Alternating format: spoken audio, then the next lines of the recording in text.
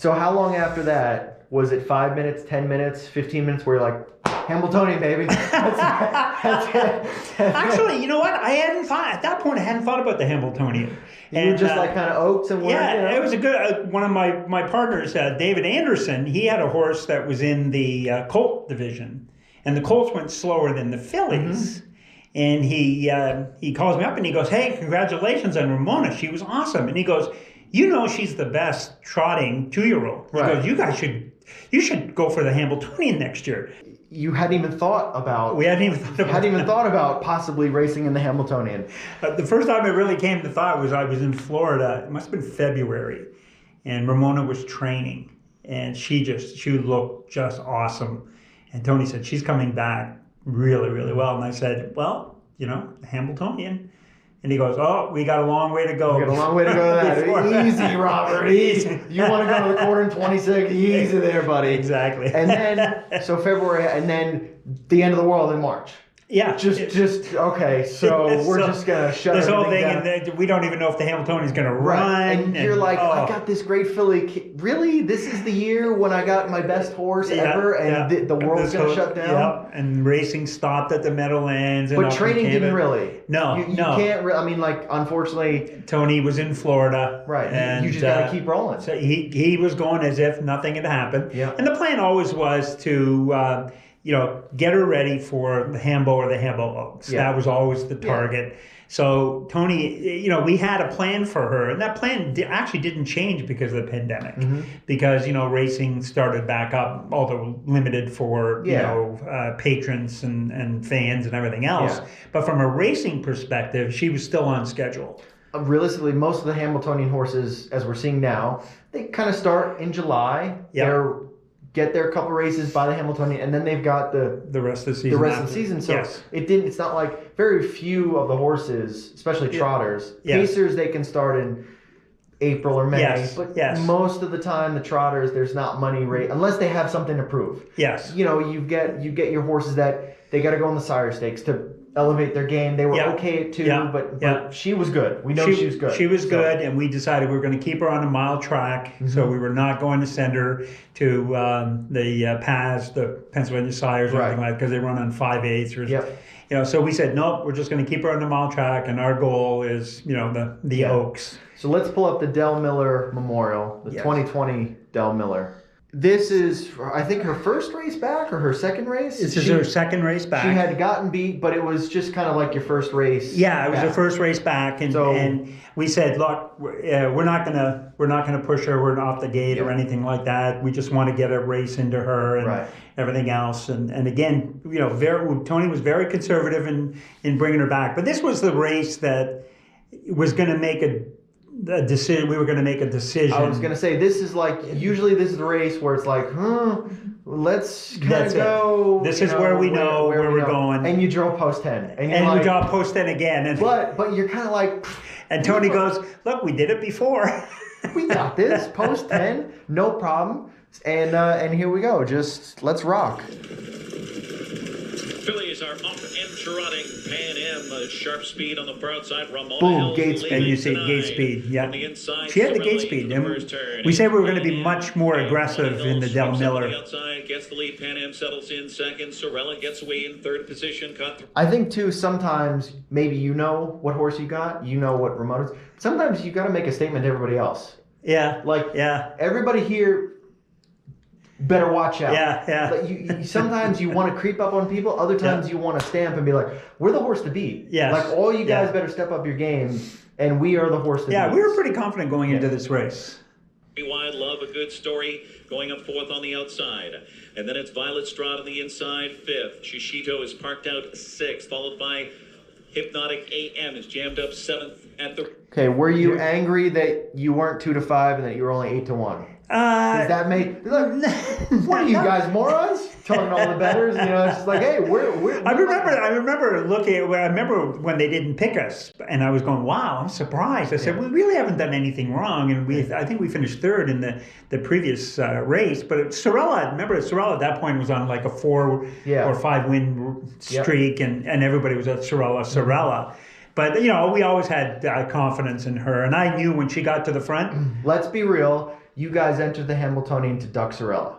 No, I'll tell you a story after. You were scared. I'll tell you a story after about Sorella and the Hambletonian. So now we're going down the backstretch. Same thing. Post 10. We're post good. 10, and here comes Sorella on the outside. Savannah Bell now backing up stride for stride with no moss drama and common sense. 26-3, a torrid opening fraction for Ramona Hill. Gives it up to Love a Good Story, used hard early. Okay. Love a Good Story, Love a Good Story, and Andy Miller going to sweep up and grab the lead from Ramona Hill. Stay near the half.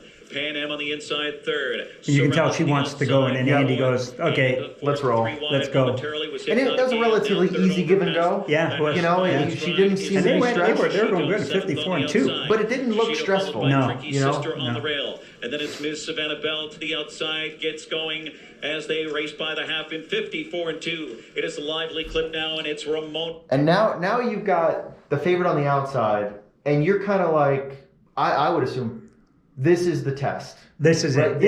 This is where we know what we got. You got the best horse on the outside of you. The thing that worried me the most at this point in time, there's a very quick half, and she did 2 moves. She had to come out of the gate, and she did the backstretch move. So she had already done 2 moves. So I go, this is... Usually horses only have 1. Yeah. So she's done 2. She's done 2, and I'm going... And she's almost going to have to do a third right here. Yes. So this is when Sorella came up on the outside, I knew that was going to be the test. Hill taking on Sorella. Sorella the favorite on the outside, it pours it on. Ramona Hill matching strides with her. They slug it out here as they pass 3/4. Right here I felt pretty good because Sorella couldn't pass us. 3/4. And Lumilarge is a Pan Am now to the outside. That is Hypnotic AM to the outside from second over position 3 wide. 122-2 in the Del Miller She Memorial. kicks away here. Oh, yeah. Ramona Hill rebuffed Sorella and kicks clear for Andrew McCarthy. You know, look, Andy keeps looking back. He's saving her at this point in time. She just... AM, a late move from Pan Am on the outside.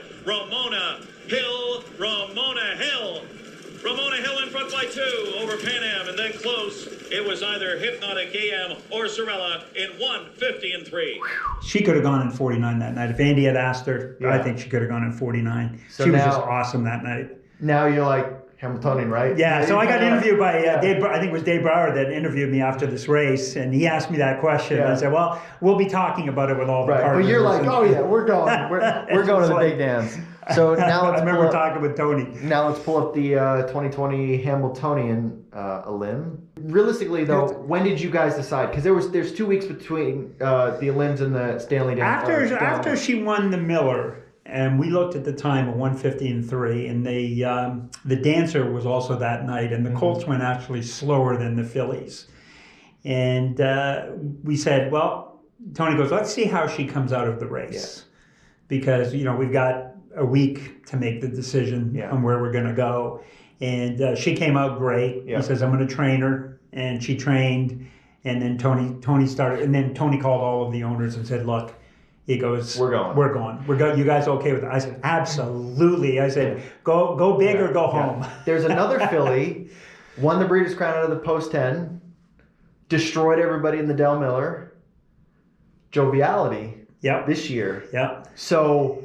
I mean, is there some friendly advice that you could give to Marcus and Co. to be like, listen, stop copying us already. We already did all this post 10, win the Delta. Is there anything like is this the fun time for them to be like, ooh, here we go. Let's enter it. Well, it's always a tough decision to go fillies against the Colts, right? That's a big decision. And I heard they made the decision yesterday. They're going Hambo. Rock and roll. They're rock and rolling, and I would do the same. Do you think though, if there was a rebuff, because like you said, there was the Breeders' Crown and then the Stanley Dancer, the Colts were just okay. There were 4 or 5 of them. There was no outstanding Colt like Rebuff. Rebuff is pretty good. After setting track records. After he set that track record on Saturday, I thought that they would go to the Oaks. And I was... But still go big or go home kind of, Still go big or go home. It's almost impossible to get to the Hambletonian. You got to have a lot of luck. You have the right horse, the right circumstances, the right trainer. There's a lot of... think about the thousands of horses that are trotters. And only 10 of them make it to the final of the Hambletonian. So you don't get that opportunity very often. So when it presents yourself... why not? So I don't blame them. So now going into the elim, again, this is the first year. Now we're back to elims of the week before. Yes. If they had been heats like the previous year, we would not have put Ramona in the Hambletonian. Okay. We would have gone the Oaks. Because one race is enough. Takes a lot out of them. Takes a lot out of them. So we draw post 7. Do you just want to make the final at this point? Do you want to? At this point in time, we just want to make the final. I think with you winning out of post 10 multiple times. Yeah. Right? In big races. You weren't necessarily worried about your post. Yes. Right? You don't care, so you can just treat this as a... Because she's got so much... Rep. Yes. And it almost gives you confidence of like, we don't have to win this race. Right. The goal is the Hambletonian. That's it. Exactly. So, and we know she has gate speed. If we have to use it, we can use it. So, in fact, that's what we did. If you watch the race, you notice that Andy... 3-year-olds are up and trotting. Does not take her. He just wants to get position. Andy Miller goes for the lead. Back of the neck from the inside. Gets away well. And right there is third shift into the top 4 as they round the first turn. Hollywood Story's got 3 I think, too, with there are only 8 horses and you only got to beat 3. 3, exactly. There's no pressure. And we know, look, she can finish her miles. She was... 3 wide was Beads momentarily. Beads now stride for stride with Ramona Hill at the back of the pack. Here you're probably like, okay, no problem. We're 6, no worries. But I think your heartbeat's about to spike. Yes. In about 30 seconds, it's going to go from a leisurely 80 beats per minute to 210. That's it, exactly. Third, Amigo Volo on the rim in 4th. Parked out here, tough trip. I'm going okay. And then Tactor's on the outside with Beads, and he stalls. And I'm going, oh my God, Andy. Like we gotta go. We gotta go. We gotta go. We're getting backed up here. Yep. 28-4. It's back and the target net. Just real quick, I don't know if this was in your head. I had immediately thought about it. It was either the year or 2 before with Six Pack in the elim, where he was in like the same boat and he went up the inside and it was the wrong move, trying to save ground, and he panicked and this and that, and I'm like, oh, don't, because my eyes are on Ramona. Yeah. And I'm like, don't go to the inside and don't get locked in and don't get all boggled up. Exactly. I'm saying, Andy. On the inside, second around the far turn, third shift. Oki Svanstead attacks first over from third. So Amigo Volo into and then here at this point in time, we get shuffled back to last. 200 beats per minute. And Beads is failing, and it's just like, oh my God, Andy. 3 wide around Beads. To the inside, and then she went 3 wide. At 3/4. It is back of the and net. I go, okay, top 5, Andy. Top 5. Top 5. And now look how far back she's not even in the picture. Here we go. She's not even top 5 at that And now you're like 1, 2, 3. Okay, we're good. We're good. Now Ramona Hill gets going. I said, good. We're gonna make the final. Yes. We're gonna make the final. And at this point, I gone, oh my God. Back of the neck, Ramona Hill charging late. What a rally from the filly. Ramona Hill from out of nowhere. Then back to the neck, Amigo Volo, Big Oil, and Hollywood Story, 151 and 2. Is that her best race? I think that is her best. That is the most impressive race. Yeah. Because she sub 20. I think it was like 26 flat or something. 26 flat on the last quarter. On the end. Yep. I think boggled up in traffic. You got it. Just like doing it. Yeah. Like to me, when I want a Hambletonian champion, I want them to be great. Yes. Fantastic. Elite level. And that was like that. I want that horse to win the Hambletonian. Yes. Just because of what she did. That was a mile that everybody's talking about. Yeah. And you know.